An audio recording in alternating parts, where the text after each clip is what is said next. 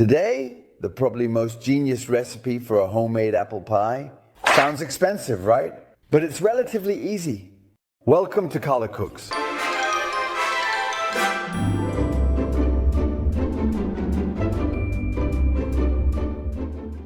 Very, very important for this recipe. It won't work without them. I've chosen a tart, slightly sour and firm Elster apple. For this filling, we need vanilla and not just a little bit. Today we have 3 sticks ready to go. Brown sugar, that's 80 grams here. 40 grams of butter. Use that to make the filling. And for our short crust pastry, 225 grams.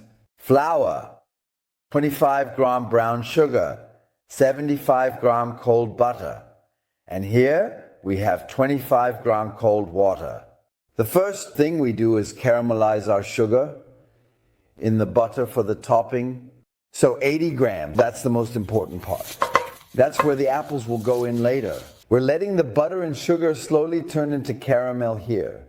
In the meantime, we'll scrape the seeds out of 2 vanilla pods. For that, just smooth out the vanilla pod and make a small cut with the knife. Don't cut all the way through, just the top half. About like this. And now we can scrape out this wonderful and expensive vanilla seeds with the back of the knife. It's starting to smell a bit fragrant.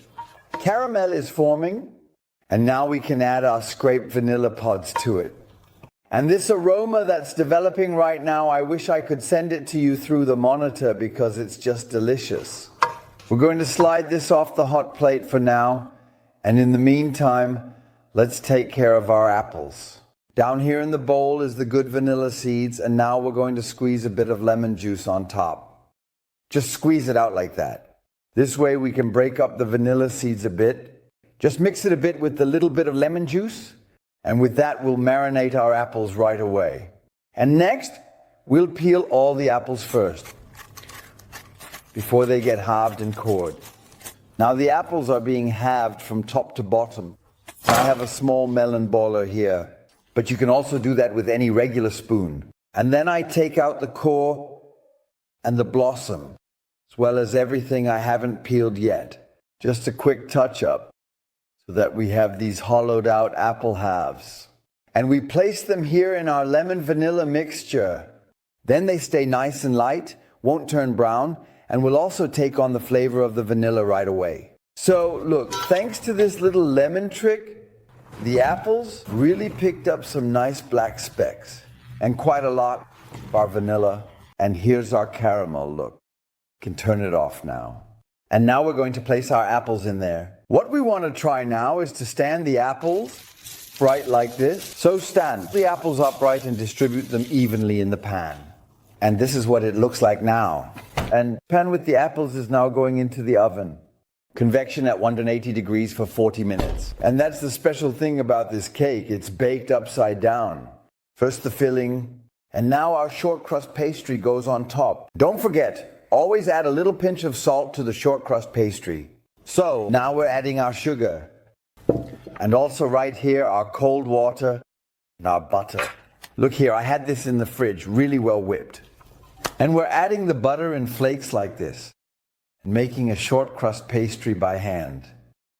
And when it's nice and smooth, we'll put it in the fridge and let it rest there for half an hour. So, knead it nicely by hand until it's smooth. This dough is also known as 1-2-3 dough. That's 1 part butter, 2 parts sugar, and 3 parts flour. One of the simplest recipes. It's important not to knead for too long because the dough shouldn't get warm. Then the butter separates from the flour.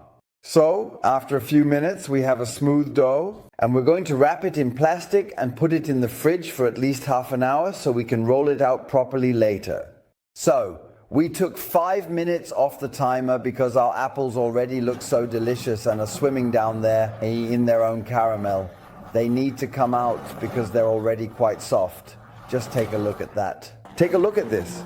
That looks great. So, now we're going to press our still nice and cool dough into a round shape.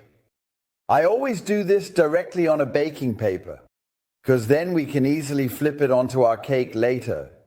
And look, when you shape it by hand like this, the rest will just take care of itself simply with the kitchen roll. Roll it out round. So we press our dough down at the edges. Be careful. The pan will still be hot, because we also need a rim for our pie. Then we need to poke a lot of small holes in our dough, because the moisture from the apples needs to escape. And now, this will go back in the oven for another 20 minutes to make the dough nice and crispy. So the dough gets nice and crispy. 20 minutes were planned. We left it in for half an hour, because it wasn't golden enough for me yet. We'll let it cool down a bit before we turn it out. So it's lukewarm. It's cooled down a bit. It definitely looks good from this side. The problem with this pie is that you don't know what to expect on the other side.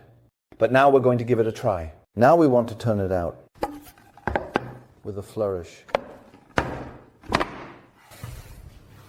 I'm really curious now. How intense did it get?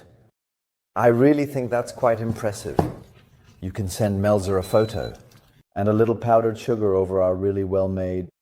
The knife cuts through the apples, and you can hear it crackling at the bottom. This is the crispy shortcrust pastry.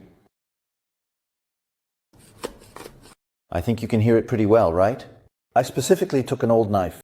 Let's take a look. Intense. If you like it, give a thumbs up and subscribe to the channel. See you soon. Bye. It's your Kalle.